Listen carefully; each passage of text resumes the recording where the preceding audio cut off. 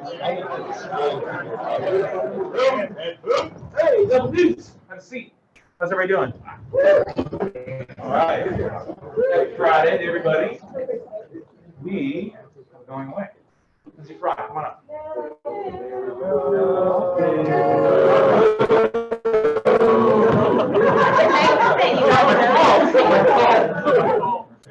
Now, this one's tough, guys, right? None of them are easy.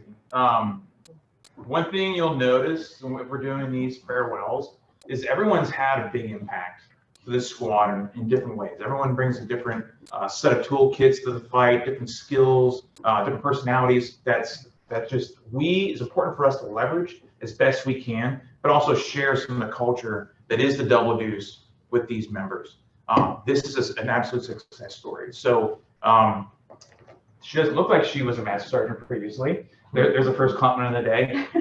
She was a master sergeant prior. Intel made the crossover to officer, made that leap of faith, and became 38 Foxtrot, right? So which is a section commander in the personnel side of the house. She's also the only section commander that's in any of the flying squadrons at Travis Air Force Base. Why? Because we're the biggest, we're also the best. But we needed her. This is under Colonel Pollock's leadership that brought her in. We needed her to come in and help us get folks that were doing administrative duties for a lot of our students and really folks that are across the squadron back to flying the mission, right? As opposed to doing administrative duties that are one important because she goes over records, she goes over promotion recommendations, everything that's important to keep all the normal stuff going for a squadron of this size to make sure you're getting recognized for what you're doing in records, online, promotions, etc. But the folks that were doing that needed to go be instructors, needed to go do upgrades to primary. So it was huge getting her into squadron and immersing her to not only help y'all, but also help me as a section commander because I gave her G series orders. So her pen had the same weight as mine on everything from dorm signatories for all processing to promotions to other things that were important. And I gave her that power. She used that power for good. I never had to go to her and say, hey, I think you signed something that maybe wasn't so good. Never, right? So she used that and just really propelled this squadron forward. We wouldn't have been able to do a myriad of things we've been able to accomplish together without her. So this is a tough day. She's going, so where's she going? She's going just over the ramp to the 660th AMXS, so KC-10 squadron, a very big squadron, bigger than ours by over 150. So more just things to deal with, right? She's gonna be working with that major over there as a commander. We're sad to see her go. I'm very sad to see her go. But I would argue that the experience she had here is going to make her the best 38 Foxtrot that's going to be the United States Air Force going forward. You're going to do amazing things. I have no doubt I'm going to see you rise to the ranks, do major things, see you as an FSS squadron commander someday with a myriad of hundreds of folks underneath you, right, that you can mentor and teach just like you mentored, taught, and coached back there in the CSS. I know the folks I see here in the room are like, there's little tears, forming and seeing her go, but she's not gone, right? She's leaving here with a piece of the double deuce and taking that to another squadron to make them better, make the Air Force better.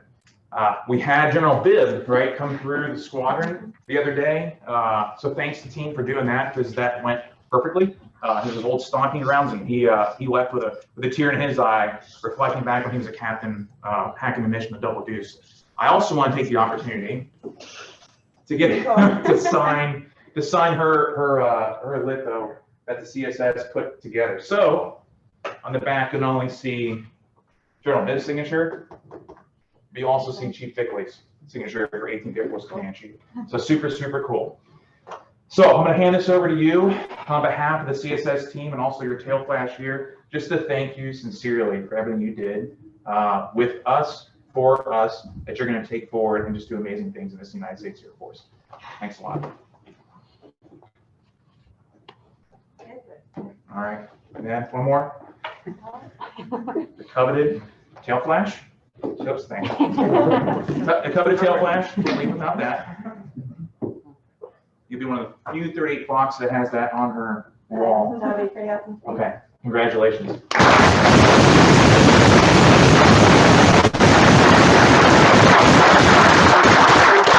gonna take a patch. Just somebody to have a photo, maybe. Okay. Congratulations. Oh, and it's still on the wall. All right.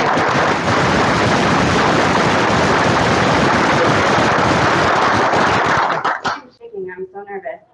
Just to say goodbye and thank you.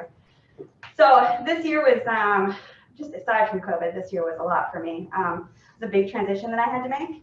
I've always wanted to work in a flying squadron and never got the chance, so that was pretty exciting there. I wrote everything down. Let me just take a glance. Oh yeah, just coming from, this is more of a joke, but coming from the intel side, I was changing policies, talking about collateral damage, and is this bomb going to affect, the next city over? And I came over, and now I'm making sure the duty titles are correct, and rosters are good, and records are being checked. So there's a lot, I guess, is what I wanted to say. So thank you for being patient with me.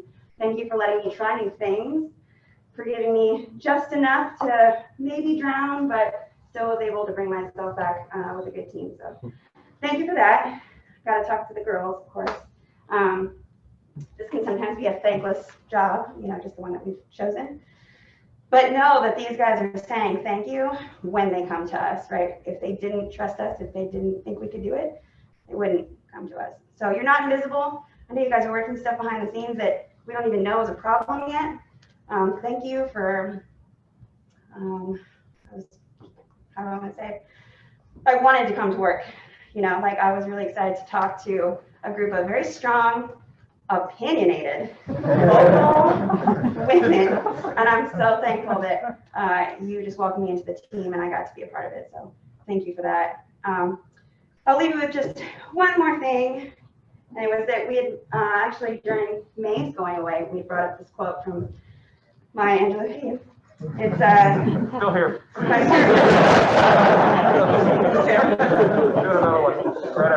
It was a paraphrase, that people will forget what you said, people will forget what you did, but people will never forget how you made them feel. So I hope when you came around me that you felt respected, heard, acknowledged, and just thank you for letting me be your section commander. I'll see you guys around.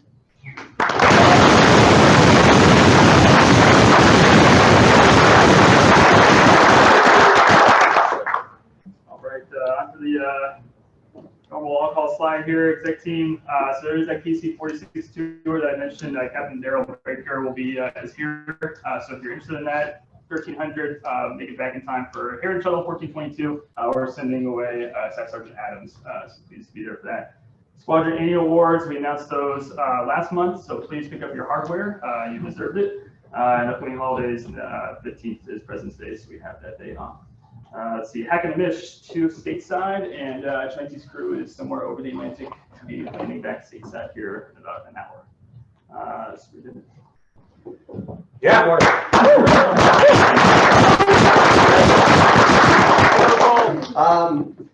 So the Air Force dropped a new memo guidance, if you will. It hasn't fully come out yet, but it's talking about airman leadership qualities, right? So the ACA 931, 932, you sit down, I'm always harping on feedback to everyone, right? Like, did you tell them what they were doing bad, what they were doing good, how they could improve, right? That whole thing. Staff Sergeant EPRs are closing out right now. So the goal of the tech sergeants in the room is to sit down with your staff sergeant and say, hey, this is how I marked you. This is why I marked you this way. And this is how you can continue to do awesome, or this is how I could see you improving next year, right? That's how you should kind of end out that Staff Sergeant EPR, going into Senior Airman, the whole thing. So the Air Force, right, General Brown, Chief Master Sergeant Bass, they dropped a new kind of paper talking about, you got the new My Vector, you got 360 feedback, everything. So the Air Force is trying to change and adapt. This is on airforce.mil if you'd like to read it. But they talk about different things: executing the mission, leading people, managing resources, and improving the unit. And that's going to be built in to E7 and O1 and up. So but you could still use it, right? If you're giving your feedback, and you can still be using this and embedding it into your feedback procedure. So I just wanted to highlight a few of the things. Job proficiency, initiative, and adaptability under executing the mission, right? So job proficiency, right? If you're a student, how are you doing as a student? MFML, you know, everybody's heard this spiel before. Initiative, are you upgrading well, right? Are you becoming a primary? Are you becoming an instructor, right? They are really laying this out like line by line. You got to figure how you can use it in your section. And then adaptability, that's just basically how do you change to different conditions and things like that. So I won't go into that. Leading people, inclusion and teamwork, right? Are you a team player? Do you work well with other people, right? Are you kind of like, no, I'm going to take all of this and this is my baby, or are you bringing other people in your section and kind of sharing the love? Emotional intelligence, right? If anybody's been to, you know, NCOA, senior NCOA, I'm sure SOS, right? They're going to talk about emotional intelligence in there. Does everybody know what emotional intelligence is? May, what do you think emotional intelligence is? I don't have it thrown off. I'm glad to hear.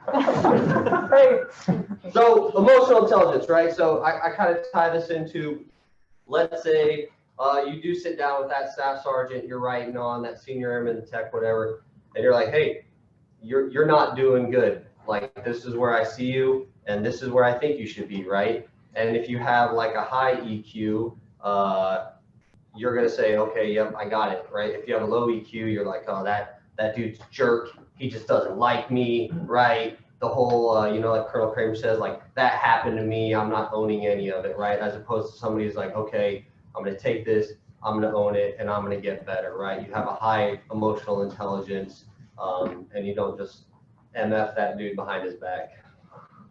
Communication, same thing. Everybody knows, right? You're flowing communication up and down the chain. Managing resources, demonstrate responsible management, right? So you're managing people, you're taking time. So what I like to talk about here is like managing resources, right? So you're either giving people enough time, right, to take care of your personal stuff, or maybe you're giving them too little. So really, right, you can give people too much time off and then things aren't getting done in your section. Or you're just like, you're here 7:30 to 4:30, I don't care if the work's done, find something to do. And I'm sure we've all worked for somebody like that. Improving the unit. This is not dying, this is not going away, innovation, right? General Bibb and Chief Bickley, they talked about innovation in the PD. They talked about small teams, right? Like letting your team fail a little bit. So kind of, you know, like the commander said, given the LT, the G series orders, right? Trusting her, and obviously she did a great job. But, you know, with that is like a little bit of like, okay, you might fail, right? How are we going to innovate? How are we going to do things? So things in your section, right? Sergeant Castro, right? Brief the EMB for the chiefs. You know, the VR initiatives, like I'm not going to rattle them off, but you guys know how we do business. So thinking about in your section, in the pubs and DTS and readiness, how can I change things? How can I innovate, right? So this is all going to be wrapped up, right? It's all in the article. So just think about how it applies to you and how you can use it to make the squadron better. Thanks.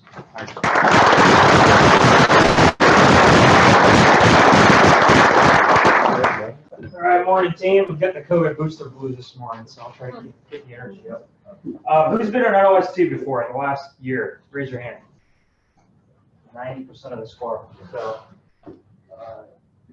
Wade, if you get next slide. So we got the certificate from Lieutenant General George, who's the commander of the 1st Corps out at JBLM up in Washington.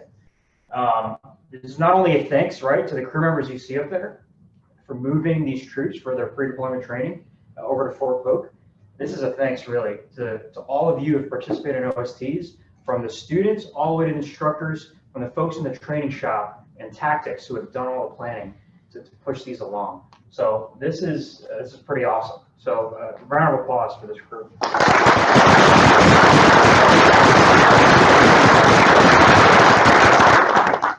All right. I'm not going to ask who's got their COVID vaccine. I just got my booster yesterday. I'm not feeling too hot right now.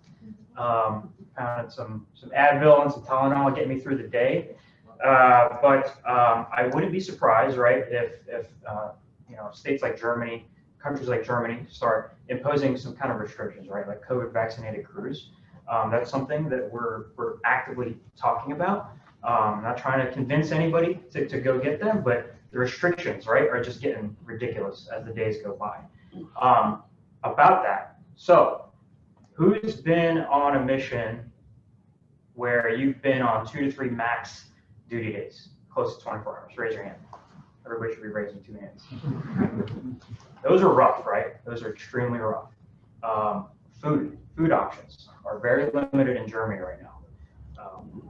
Please work with your AC. The answer is not to all barge into the Spangdahlem Shopette with 15 folks, right? We got to kind of lay low as much as we can so that we don't get into trouble, right? The rules are the rules, but I need you guys to be fed, ready to go, ready to fly on these max duty days, right? So if somebody approaches you on the road and they've got issues, please be as respectful as possible. Let your NOIC know, let your aircraft commander know, and they'll do their best to handle it professionally. I trust you guys with my life, so please just help me keep us out of trouble, keep us under the radar, if you will, with all the COVID restrictions that are happening out there. Medical grade masks. So Germany, who's up to speed on the mask requirement in Germany?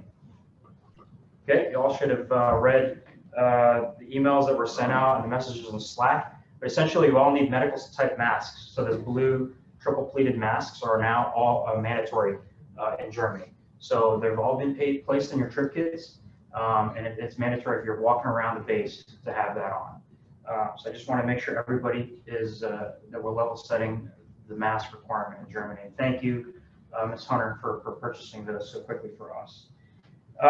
Thank you again for the flu shot. So the flu shot's always a thing every year, right? The DO's got to stand up here and talk about the flu shot, make sure everybody's ready to go. I really want to thank you all. Our percentages are looking really good. There's folks that have alibis with the COVID shot, so we'll get those folks cleaned up. But really, thank you for getting your readiness up there. Bear with me. There's some admin stuff I need to talk about. So SIM shutdown. The SIM is shut down. So if you're a pilot flight engineer, the SIM is shut down through the 16th, which for us, right, that reduces our training touches. Top of that, we've got one less aircraft out on the flight line available for training because it's stuck at PDM, so depot. What does that mean for us? Expect it to be pretty Hunger Games here the next 2 to 3 weeks in terms of getting touches in the local lines. So not only are airplanes breaking, the SIM is down. So please be patient, right, with the ADO and its scheduling team as we try to make the crews as optimum as possible to get the maximum amount of training. I'm flying next Tuesday, and there's like 8 pilots on my level. I don't know how they're all going to get to touch the yoke, but we're going to figure it out. On that, I just want to make sure when you do get an opportunity to fly, training's going to love you for this, be prepared when you show up. What does that mean? Have your GK tight, whether you're a pilot, flight engineer, or loadmaster, right? Because the opportunities are limited, we need to use the little opportunities we have and maximize them. And that means you guys need to be showing up ready to go.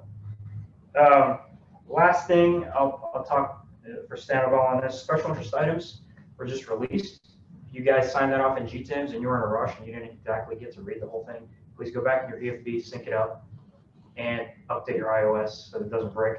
And please read the special interest items, right? They're special interests for a reason, but I ask you to not forget the previous special interest items, right? So just because continuous descent funnel approach is not a special interest item anymore for pilots, that doesn't mean it's not going to be hit when you have your sim check, right?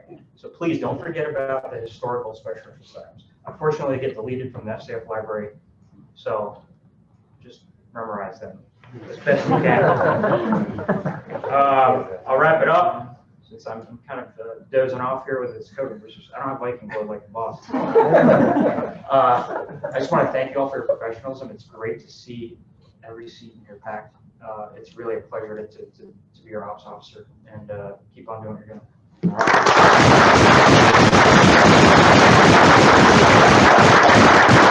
right, team, we're round third base, heading home here.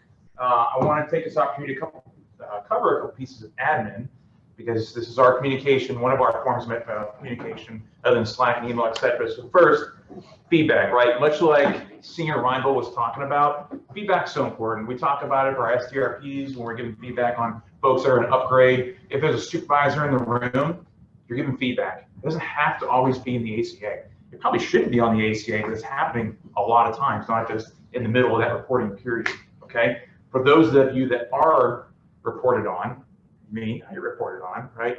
I'm gonna get some type of feedback along the way. It needs to be at least an ACA at some point, or the new form that's being pushed down from the Air Force, which I think is very good. It also mirrors, and here's what's interesting, our chief pilot put together a double deuce form 22, believe it or not, that was circulated amongst the officer corps that looked very much like, strikingly very much like what the Air Force is pushing out as the new feedback form. It goes down the 4 major graded areas that we were just graded on for the UEI and very well on. It goes through other aspects of emotional intelligence, other aspects of leadership that aren't covered on our typical ACAs. So take 2 minutes, take a peek at that. It's pretty good. And when you want to sit down with someone, or when I give my feedback, I look at a few pieces of articles, the DE22 that Colonel Kramer put together. It just kind of, it brings up some things to discuss for that member, something to take away. Because you can tell the folks you're reporting on, they're awesome. That's cool, because they are awesome. But there's always one thing that I guarantee they can improve on. And this is the hard part about leadership, is you need to offer that up. If you don't offer that up, you're doing them a disservice, I promise you.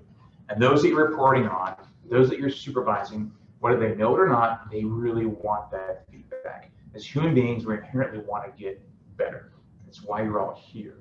If you weren't here, you'd be doing something else that's not so good. If you didn't want to improve, you wouldn't be here doing something else, but you are here in the W's doing badass things. Okay, so next, code adherence. The DO already hit it. I'm not gonna piggyback too much on it, but it's getting real. What I mean by that is our wing commanders overseas in Germany, Spain, Dave Garcia, are under a lot of pressure from the host government. Right? There's a thing called a status of forces agreement that's signed yearly, sometimes more than yearly inside of a year, that changes with local threats, one being COVID. They've changed rapidly. We all know that because we see these restrictions that are coming out. Our crews, other crews, the safety rep from IG talked to me about it when I had my interview. He asked, are crews under a lot of pressure on the road? Or they feel like they have this like get out of here-itis, much like get home-itis, where they're like, let's just get the F out of Diego, it sucks here. And now that drives you to make poor decisions potentially, and you just want to go. When you're looking at that walk around, you're like, is that a fuel leak? Like, maybe not. Let's get out of here. And you're like, and when you're flying back to Guam, you're like, hey boss, we're getting low on main tank fuel. You're like, oh shit. You know what I mean? Like that stuff happens, right? Like that stuff really happens. It's real. Especially when you're on those max duty days that the DO was talking about, right? You're tired. You haven't had good food. You haven't seen your buddies that flew with you because you walked in your room every day. Like it sucks. It's not cool. I'm going on the road here in a couple of weeks, and I want to see the change. It's been 2 months since I've been on there, 3 months now. I want to see what's going on, right? Last time I was in Diego, it wasn't cool. It wasn't fun. So I'm communicating that back up the chain, okay? To stand up for you guys and say, it's not good right now. The crew's been doing this for a year. It's not getting better, right? We're hoping that once we get these vaccinated crews, that we'll be able to get off base and do normal things because we're vaccinated. The whole crew is. But I can't promise that just yet. So what I'm saying is to you is write the ASAPs, keep pushing that feedback up the chain so you can arm me to talk to the boss, being the 06s, right? All the way up to the wing commander so I go back for you. But I'm also going to ask you to just be smart, okay? If you roll in mass 15 deep into a shop bed, into a commissary where they explicitly say don't do that, bad things are going to happen. Wing commanders are going to call wing commanders, and just SHIT rolls downhill, and I hate that because then I got to get my shield up and hopefully roll most of that SHIT off of our backs. So please help me to help you. Just be smart when you do that. If you're batting up against the next 24-hour day and you do a crappy food from the flight kitchen, just call the AMOS. Have your aircraft commander call the AMOS or whatever support facilities there and say, we're out of Schlitz. I need to send 5 or 6 or 7 out of the 12 to get food because one's not going to cut it for 15 people to go into the shop at. Just ask for permission, okay, first. before you roll in mats, all right? Just to help me help you guys through this, because we're gonna get through it, I know it. Okay, plug for my flight commanders. So you guys saw, I guess it was a couple days ago, extremism in the workplace. We're not gonna cover it today. It's out there, take a look online, Google it, which is getting pushed down from our commander-in-chief, from the SecDef. I'm not gonna get into it right now. We're gonna talk about it. You know, we talk about these tough talks we have in the double deuce. This is another one that I don't think really affects us so much, you know, inside of our ranks, but it's a good piece to talk about. I think it's important for us to talk about it from an awareness standpoint. So I'm going to talk to my flight commanders for our monthly flight commander lunch next week. They're going to touch on it a little bit in their flight commander all call. It's their time, but I think they need to spend a couple minutes on it. And then I'm going to hit it a little more heavy that following week so we can talk about it a little more and educate everybody in this room. Okay, that's enough for the blah, blah, blah admin. Let's get to the next slide. All right, so y'all know we crushed UEI. We received a highly effective and executing the mission, which is the most important major graded area. We couldn't have done this without all of your help, period. But along that way, there were several interviews. There was a lot of work that was done 6 months leading up to that inspection, weeks leading up to that inspection, long nights. So I want to highlight some folks in the squadron that really just went above and beyond. So I'm just going to go down the list. If you don't mind, just come on up. I'm going to grab our coins here and hand them out. So Adam Smith, come on up. Adam.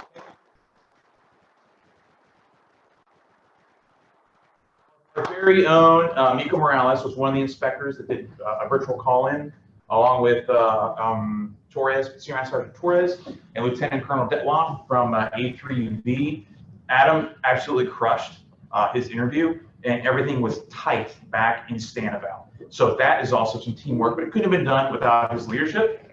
We're gonna get there. Without his leadership. So Adam, thanks, brother.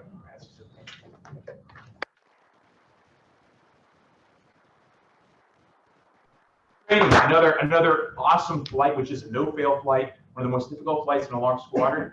Again, there were some folks inside that flight that did some amazing things, but without the leadership of Captain Will. Tyler, come on up here. There he is. Otherwise, he was fine, right? Thanks for all your hard work, brother. It was amazing.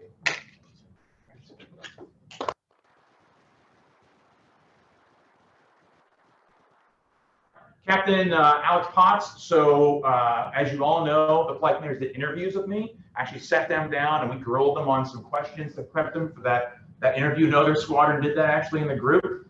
We did it because we were like, let's just, why not? It's a good development opportunity. She organized those questions. She organized the timing, the locations, amongst organizing all of our self-inspection processes, was just a big leader as my director of staff. So I want to bring her up. So Captain Alex Potts, come up here.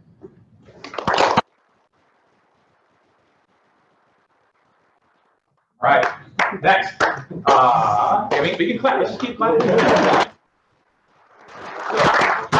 So, transition flight was huge, right? So transition flight was big in that, one, it was a best practice for the squadron. It hasn't been done in the entire operations group. The only other squadron that's really done it is Dover, and they modeled it after us. So it takes a lot of leadership, right? So from Captain Hanahosa, when he gave it over to Captain Denny, she prepped her team to get ready for this UEI, this stellar job. So Captain Heather Denny, come on up.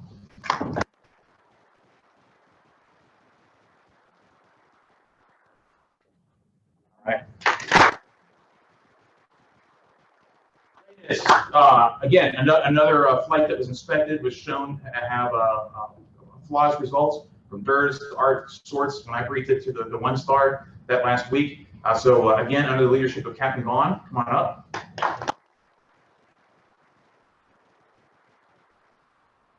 In addition to that, everything he's been coordinating along with Corps Dayton back there in readiness, his team to get COVID moving, right? A lot of you got personal calls, personal texts last minute with all these changes.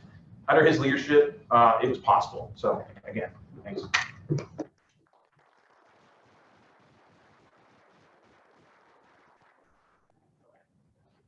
All right, next. We've got, we'll circle back to Cody Morgan here in a second, because I got one more slide. So we'll go to, yeah, you get to get embarrassed about it. So, Stanival Silos, Travis Park, Franchette, come on up here.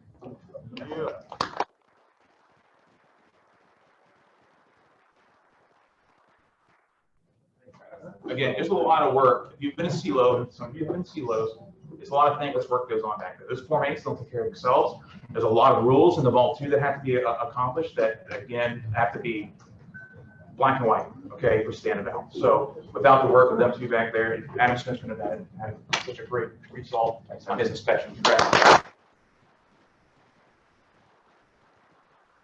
Hi, leave already? She's still here. Come on up. So, Lieutenant Fry did an amazing job back in the CSS, another program that was inspected to get all of our appointment letters, to get a lot of our OI and our standing operating procedures and ROEs all in check. So that way, whenever I got the questions, I could refer to those, and they were best practices. They said, I'm surprised you guys have this. And I said, yeah, we have a section commander. She crushed it. And they said, that's awesome too. Tell us more about it. And I'm trying to advocate for section commanders to come back in the future to these large flag organizations. So without Lieutenant Fry, couldn't have been done. Congrats.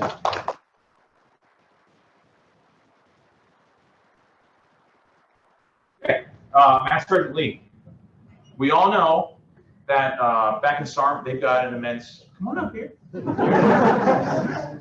So we all know that back in SARM, they've got an immense amount of duties to keep track of all of our flying currencies, 240 plus flying members around the world, right, flying around the clock. And just imagine, right, if you were not only given an inspection verbally, like from a question bank, but also they dug back 3 years into your stuff to make sure it was tight. Again, much like stand about, there's no like, oh, it was a gray area, we kind of did it. It's like you did it or you did it. It was tracked or it wasn't. And we had no write-ups in the largest flying squadron in AMC. That's a big deal.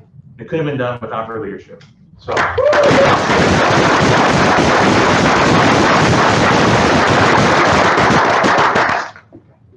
All right. So safety is huge in an inspection. Okay. That's another set of interview questions. Another program that's inspected that goes beyond kind of black and white. What's important with that is there's a culture aspect of it, because the safety of a squadron is paramount to mission accomplishment. They're both inextricably tied together. And if folks are under pressure not to report things, safety aspect, that's not good, because it boils up into incidents and other issues on the road, right? That just aren't good. So both in garrison, on the road, Staff Sergeant Valdez, get on up here. He's done a lot of things.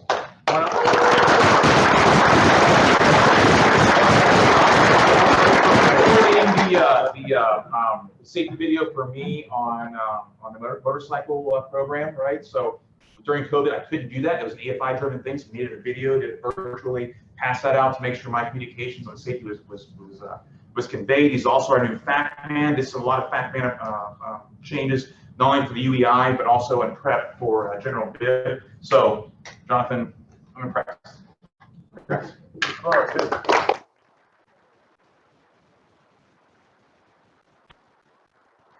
So our IGEMs, our MICT rep, McT, is Hunter Howe. He was behind the scenes into the computer when I would say, Hunter, I don't know, I'm supposed to be an IGEM's brother. Just tell me what I click, tell me what I write in. He would go in, look at the regs, figure out what we need to accomplish, what we needed to upload. He was the communication node from the group on down. And again, without his hard work and his diligence, we couldn't have gotten it all done. So Hunter, come on up here. Bucky Hunter. Yes, sir.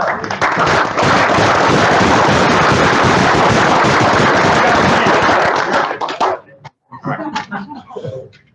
Good job, Ted.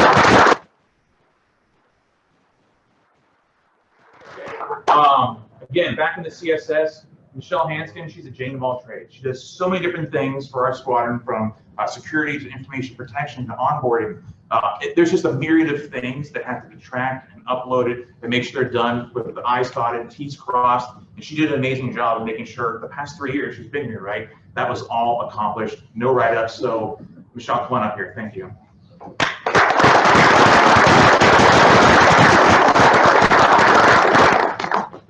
All right. Yep. Christy, come on up here. So Christy Hunter. Beginning of the year, I'm pretty sure she's won every award we try to put her up for, from RM to you name it, she's won it. She does way above and way beyond of what we would ask from an ETM, from an RM inside this squadron. We can take her out of the uniform as a senior master sergeant, but you can't take the senior master sergeant out of her. She's going to crush it. And she's provided a lot of mentoring and coaching to many of you in this room that I'm forever grateful for. And for our training program, no write-ups. She did an amazing job. just in the short period she was here, because she had to reflect back on those past 3 years they're actually looking at. So she did an amazing job. I just want to say thank you so much.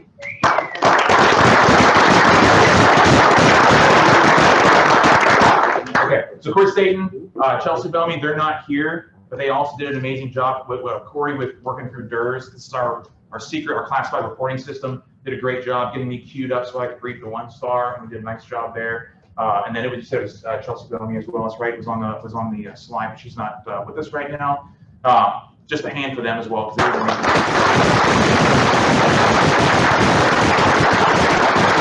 Cody Morgan, come on up here.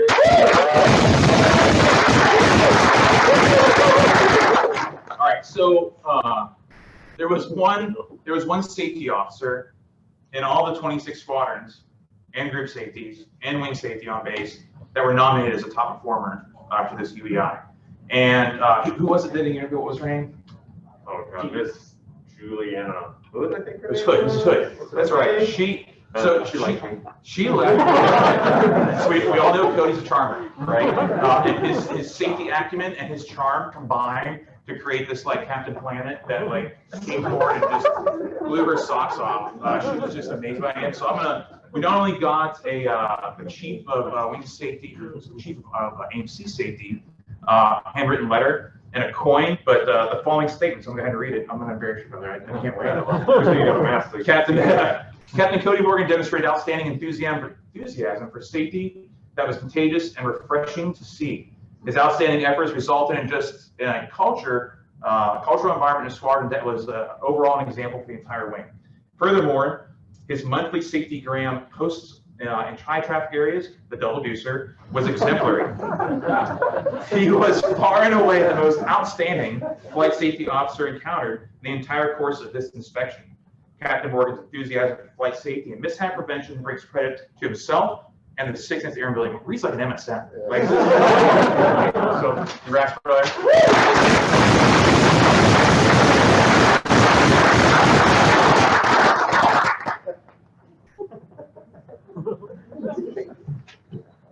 And I got one more thing.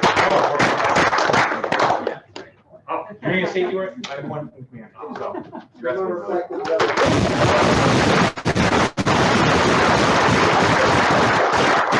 All right, and we're going to end this all call. We're only 39 minutes on another high note. So, an aspect of being a member of the Double Deuce is you don't just watch things that happen, like bad things that happen, and do nothing.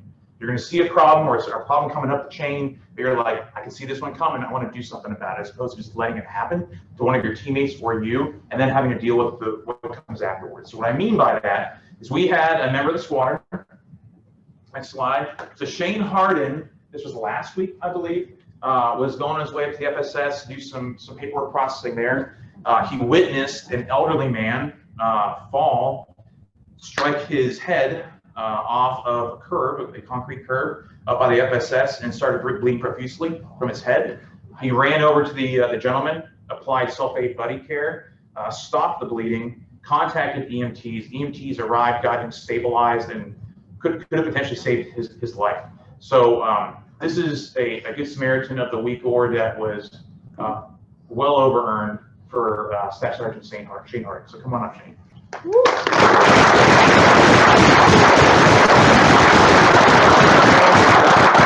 But I wanted to get that picture up there just so when you see him in the hallway, guys, this is just kind of going above and beyond what makes us the Double Deuce. There's more members that have done this, like Tech Sergeant Music, who's stomped out like a little wildfire that was starting like months ago. He just did it. He just stopped his truck and was like, I'm going to put out this fire in my boots. Just like stuff like this happens. Stuff like this happens all the time, right? And I get these reports, and it's just so refreshing, and it warms my heart. But it's no shock, because that's what we do in the Double Deuce. So with that, thank you for everything you do, both in garrison, on the road, and in your personal life. Reach out to your family, okay? Your mom and your dad, your cousins, brothers and sisters. They want to hear from you, right? They want to see how you're doing during COVID. It's healthy for you. It's healthy for them. Reach out to your friends, not only outside the Double Deuce, but inside the Double Deuce. If someone comes up on your mind, there's a lot of times when I'm waking up in the morning, I think of somebody. I'm like, wondering how they're doing. I'll shoot a text and just say, hey, just thinking of you, brother. I'm thinking of you, sis. How are you doing in the Double Deuce, right? Just to get a reply back like, I'm great, thanks for asking. And that's okay, because they know you're thinking of about them, and that goes a long way. So I know I call that sliding to the DM. That's not maybe not used appropriately, but that's what I do that in the double D's. So that said, you'll have a great weekend. We have a heritage huddle here this afternoon. We're going to farewell Staff Sergeant Adams, and I think we got a couple Hails farewell, maybe a leather jacket. I don't know. I still have to snake my cheap pile of my RMs, but that's all I've got for today. You guys carry on and have a great weekend. That's all I got. Thanks, carry on. There's also a burger bar today. Burger! Is it going to be ready? And no breathe, come back in 10 minutes.